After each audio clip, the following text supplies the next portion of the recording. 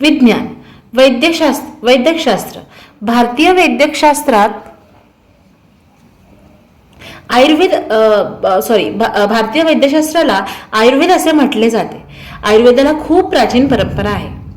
आता मला माहिती आहे आयुर्वेदिक, ॲलोपॅथिक है ना, होमिओपॅथिक. तर आयुर्वेदिक हे खूप प्राचीन काळापासून आहे. तर वैद्यकशास्त्राला आयुर्वेद असे म्हटले जाते. आयुर्वेदाला खूप प्राचीन परंपरा आहे. आयुर्वेदामध्ये रोगांची लक्षणे, रोगांचे निदान, रोगांवरील उपचार या गोष्टींचा विचार केलेला आहे. त्याबरोबरच रोग होऊ नये म्हणून काय करायला पाहिजे याचाही विचार आयुर्वेदात आहे. बिंबिसाराच्या दरबारात चिवक हा प्रसिद्ध वैद्य होता आणि प्रत्येक दरबारात प्रत्येक राजाच्याकडे वैद्य राहायचेच. तर बिंबिसाराच्या दरबारात चिवक हा प्रसिद्ध वैद्य होता. चरक संहिता या ग्रंथात वैद्यकीय चिकित्साशास्त्र म्हणजे चरक संहितेचा जो ग्रंथ आहे, जसं आपण पाहिलं की आता व्याकरण आपण पाहिलं ते पाणिनीने लिहिलं आहे, तसं चरक संहिता हे जे प्रसिद्ध वैद्य होता. चरक संहिता हा ग्रंथ आहे, त्याच्यात वैद्यकीय चिकित्सेबद्दल सगळं लिहिलेलं आहे. चिकित्साशास्त्र आणि औषधशास्त्र याच्याबद्दल सविस्तर माहिती दिलेली आहे. हा ग्रंथ चरक याने लिहिला म्हणून ते चरक संहिता. या शल्यविशारदाने लिहिलेला सुश्रुत संहिता या ग्रंथात विविध रोगांचे निदान आणि त्यावरील उपाय सुद्धा त्याच्यात माहिती आहे त्याची.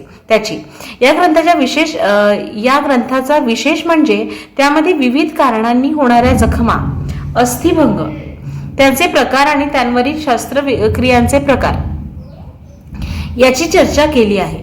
सुश्रुत संहितेचे अरबी भाषेमध्ये भाषांतर झाले आहे. त्याचे नाव किताबे मुसूद असं दिलं आहे. किताबे मुसूद असं दिलं आहे. तर सुश्रुत संहितेचे अरबी भाषेमध्ये जे रूपांतर त्यांनी मग ते नाव दिलं, त्याचं नाव किताबे मुसूद असे त्यांनी दिलं. वाग्भटाने वैद्यकशास्त्रावर अनेक ग्रंथ लिहिले. त्यातील अष्टांग संग्रह आणि अष्टांग हृदय संहिता हे प्रमुख आहेत. सिद्ध नागार्जुन या बौद्ध भिक्खूने लिहिलेल्या रसरत्नाकर या ग्रंथात रसायने आणि धातू या संबंधीची माहिती आहे.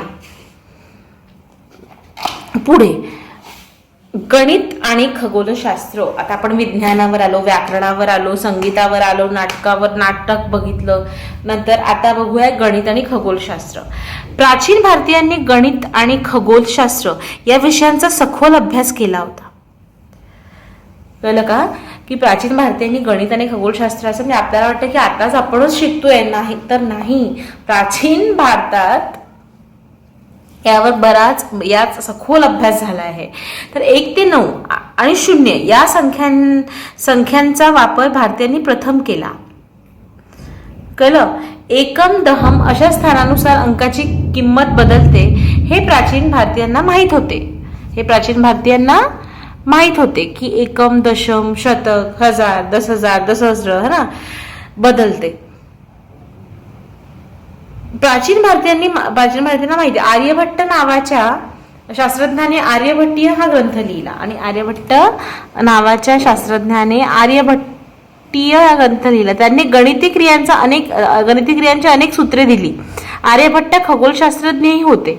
पृथ्वी सूर्याभोवती फिरते हे त्याने सांगितले. म्हणजे सगळ्यात आधी म्हणजे किती वर्ष प्राचीन काळापासून माहिती होती की पृथ्वी सूर्याभोवती, कारण तोपर्यंत इथपर्यंत कोणी पोहोचलं नव्हतं. पण त्यांनी सांगितलं की पृथ्वी ही आहे, ही सूर्याभोवती फिरते. आता आपण समजा आपल्याला कुठल्याच याची माहिती नसेल तर आपण असं म्हणू की आपण फिरतोय, हो ना. पण तेव्हा त्यांनी असं सांगितलं की पृथ्वी सूर्याभोवती फिरते. इसवी सनाच्या 6व्या शतकात होऊन गेलेल्या वराह मिहीर याने पंचसिद्ध धांतिका नावाचा ग्रंथ लिहिला. त्यात भारतीय खगोलशास्त्रीय सिद्धांताबरोबर ग्रीक, रोमन, इजिप्त या संस्कृतमधील खगोलशास्त्रीय सिद्धांताचा विचारही केलेला आहे. इसवी सनाच्या 7व्या शतकात होऊन गेलेल्या ब्रह्मगुप्त या गणितज्ञाने लिहिलेल्या ग्रंथाचे अरबी भाषेत भाषांतर केले आहे. आता जे इजिप्त आणि संस्कृत मधील खगोलशास्त्रीय सिद्धांताचा विचारही केला तर इसवी सनाच्या 7व्या शतकात गेलेल्या ब्रह्मगुप्त या गणितज्ञानाने गणित तज्ञाने लिहिलेल्या ग्रंथाचे अरबी भाषेत भाषांतर केलेले आहे. आता माहित आहे का तुम्हाला? कणादाने वैशेषिक दर्शन हा ग्रंथ लिहिला. कोणी लिहिला? कणादाने. या ग्रंथात अणुपरमाणूंचा म्हणजे अणु आणि परमाणू असा विचार प्रामुख्याने केला आहे. कणादाच्या मते हे विश्व असंख्य वस्तूंनी भरलेले आहे. कणादाच्या मध्ये काय, हे जे विश्व आहे हे अनेक वस्तूंनी भरलेले आहे. या वस्तू म्हणजे अणूंनी घेतलेली निरनिराळी स्वरूपे होत. ही स्वरूपे बदलतात पण अणू मात्र अक्षय राहतात. हे सगळं बदलतं, हे सगळं जग बदलतं पण अणू मात्र तसेच राहतात. हे कणाद यांनी स्पष्ट केलं आहे. शिक्षणाची केंद्रे. आता शिक्षणाची केंद्रे कुठली?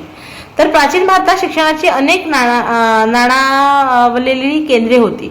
तेथे शिक्षण घेण्यासाठी परदेशातूनही विद्यार्थी येत असत आणि तिथून परदेशातूनही व्यक्ती शिकायला येत होती, विद्यार्थी शिकायला येत होती. आता तक्षशिला विद्यापीठ प्राचीन भारतीय व्यापारी मार्गावरील महत्वाचे शहर होते.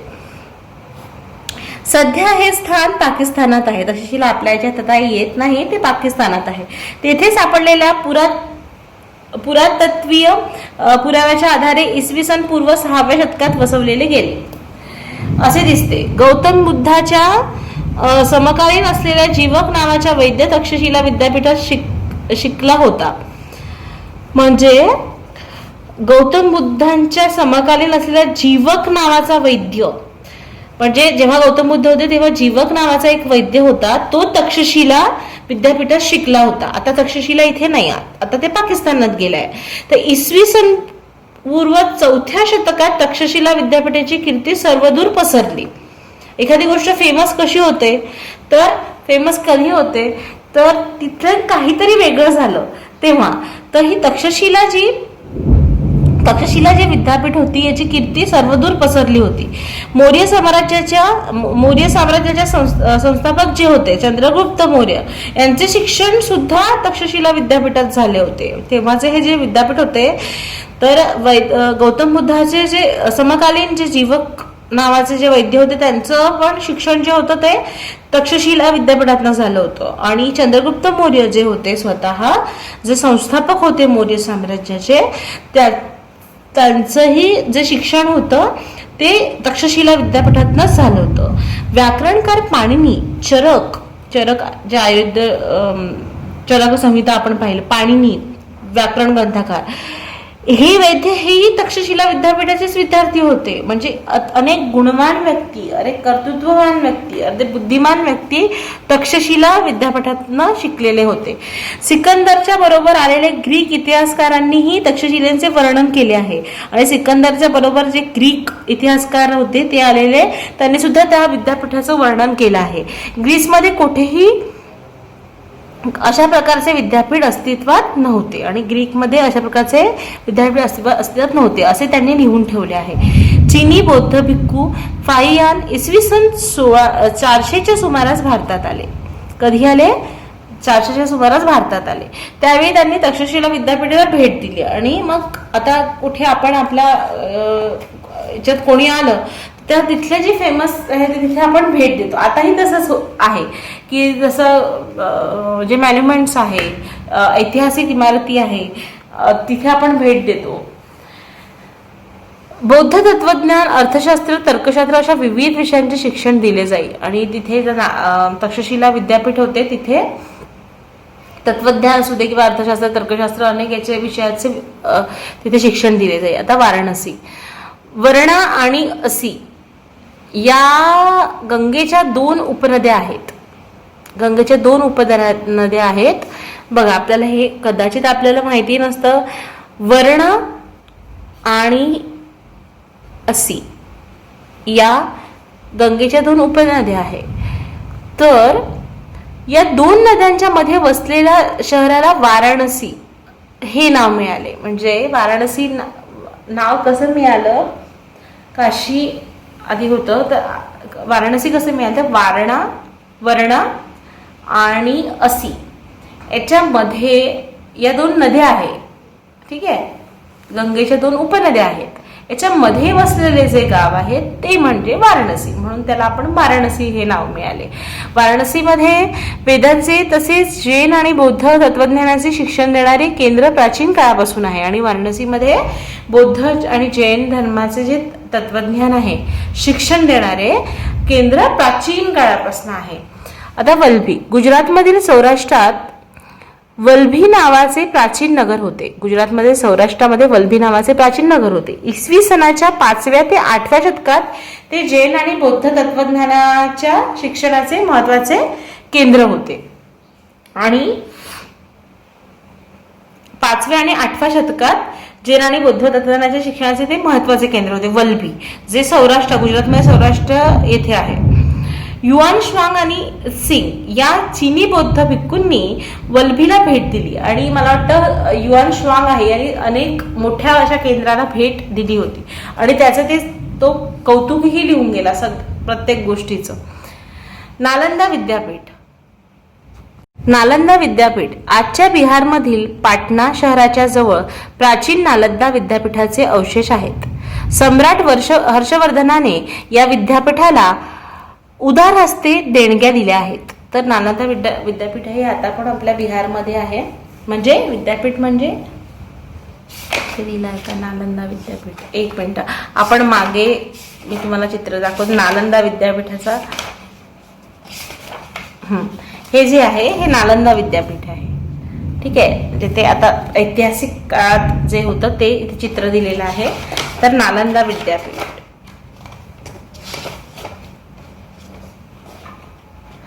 आजच्या बिहारमधील पाटणा शहराच्या जवळ प्राचीन नालंदा विद्यापीठाचे अवशेष आहेत. सम्राट हर्षवर्धनाने या विद्यापीठाला उदार हस्ते देणग्या दिल्या आहेत. आणि हर्षवर्धन जे राजे होते, सम्राट हर्षवर्धन, त्यांनी या विद्यापीठाला देणग्या दिल्या होत्या. युआन श्वांग आणि सिंग यांनी केलेल्या वर्णनानुसार नालंदा विद्यापीठात हजारो विद्यार्थ्यांची राहण्याची सोय होती. तेथील ग्रंथालयात हजारो ग्रंथ होते. आणि विद्यापीठात प्रवेश मिळवण्यासाठी प्रवेशद्वारापाशी विद्यार्थ्यांना परीक्षा द्यावी लागे. आणि त्या विद्यापीठात ऍडमिशन घ्यायची आहे, आपण जे एंट्रन्स म्हणतो, तर ती तेव्हाच्या काळात द्यावी लागायची. नालंदा महाविहाराची मुद्रा, नालंदा महाविहाराची तेव्हाची ही मुद्रा आहे. विक्रमशिला विद्यापीठ, तर नालंदा झाला तर विक्रमशिला विद्यापीठ. विक्रमशिला विद्यापीठ आजच्या बिहारमधील भागलपूरच्या जवळ होते. विक्रमशिला विद्यापीठ कोठे होते? तर आजच्या बिहारमधील भागलपूरच्या जवळ होते. धर्मपाल नावाच्या राजाने त्याची स्थापना इसवी सनाच्या 8व्या शतकात केली. कधी केली? इसवी सनाच्या 8व्या शतकात केली. तिथे 6 विहार होते. आणि तिथे विक्रमशिला विद्यापीठात किती विहार होते? 6 विहार होते. प्रत्येक विहाराचे प्रवेशद्वार स्वतंत्र होते. प्रत्येक विहाराचे जे द्वार होते, प्रवेशद्वार, ते स्वतंत्र होते. तर कांची, पल्लव राजसत्तेच्या काळात इसवी सन 6वे शतक आजच्या तामिळनाडूमध्ये कांची हे शहर महत्वाचे शैक्षणिक केंद्र बनले होते. तिथे वैदिक, जैन आणि बौद्ध ग्रंथाचे अध्ययन आणि अध्यापन केले जाईल. ठीक आहे, म्हणजे वैदिक आणि जैन बौद्ध धर्माचे अध्यापन आणि अध्ययन केले जाईल. आता स्थापत्य आणि कला, तेव्हाचं स्थापत्य आणि कलेमधलं काय होतं? तर मौर्य आणि गुप्त काळात भारतीय स्थापत्य कलेच्या विकासाला उत्कर्ष आला. सम्राट अशोकाने ठिकठिकाणी उभारलेल्या जे आपण आधीच्या काळात बघितलं मौर्यकालीन, तर सम्राट अशोकाने ठिकठिकाणी दगडी स्तंभ उभारले होते. तर या शिल्पकलेची उत्कृष्ट उदाहरणे आहेत. तर सांची येथील स्तूप, इथे दिसत आहे सांची स्तूप, आणि उदयगिरी, खंडगिरी, कार्ले, नाशिक, अजिंठा वेरूळ इत्यादी ठिकाणांच्या लेण्यांमधून तीच परंपरा अधिक विकसित होत गेली असे दिसते. गुप्त काळात भारतीय मूर्तकलेचा विकास झाला. दक्षिण भारतात चालुक्य आणि पल्लव राजसत्तेच्या काळात मंदिर स्थापत्याचा विकास झाला. महाबलीपुरमची मंदिरे त्याची साक्ष देतात. आणि पल्लव राजसत्तेच्या काळात देवदेवतांच्या कांस्यमूर्ती बनवण्यात सुरुवात झाली. आता याच्यापैकी साची येथील स्तूप असेल किंवा उदयगिरी, खंडगिरी, कार्ले, नाशिक, अंजिठावेरू इथली यामधून तीच परंपरा अधिक विकसित होत गेली. आणि तेव्हाच्या काळात आणि तेव्हाची आता पण म्हणजे काही अवशेष, काही जे स्तंभ आहे, काही ऐतिहासिक असं आहे ते आहे. तर सांची स्तूप आहे हे तेव्हाचं. मेहरौली येथील लोहस्तंभ आणि ही नटराजाची कांस्य मूर्ती आहे.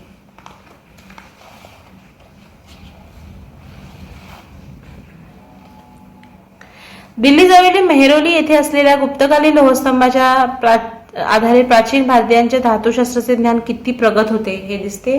म्हणजे हे प्राचीन काळातलं आहे. मेहरौली येथे लोहस्तंभ आहे हा त्या काळातला लोहस्तंभ आहे. आणि त्यावरून आपल्याला हे कळतं की प्राचीन भारतीयांचे जे धातूविषयी जे ज्ञान होतं, धातुशास्त्राचं जे ज्ञान होतं ते किती प्रगत होतं. प्राचीन भारतीय संस्कृती अत्यंत समृद्ध आणि प्रगत होती हे आपण पाहिले. पुढील पाठात आपण भारतीय संस्कृतीचा जगातील इतर संस्कृतीशी आलेला संपर्क आणि त्याचे आलेले दुर्गामी परिणाम यांचा परिचय करून घेणार आहोत. आणि अशा प्रकारे आपला हे पाठ प्राचीन भारत सांस्कृतिक इथे संपतोय. आणि हे जे सगळं जे आहे म्हणजे स्तूप असतील, तेव्हाचे जे काही ऐतिहासिक मॉन्युमेंट्स आहे सगळं तुम्हाला कलेक्ट करायचं, त्या प्राचीन काळातल्या कुठल्या कुठल्या गोष्टी आहे आणि त्याचा अभ्यास करायचा आहे. आणि याचे जे प्रश्न उत्तर हा स्वाध्याय आहे तुम्हाला PDF थ्रू मिळवण्यात जाईल. इथे आपला पाठ संपतोय.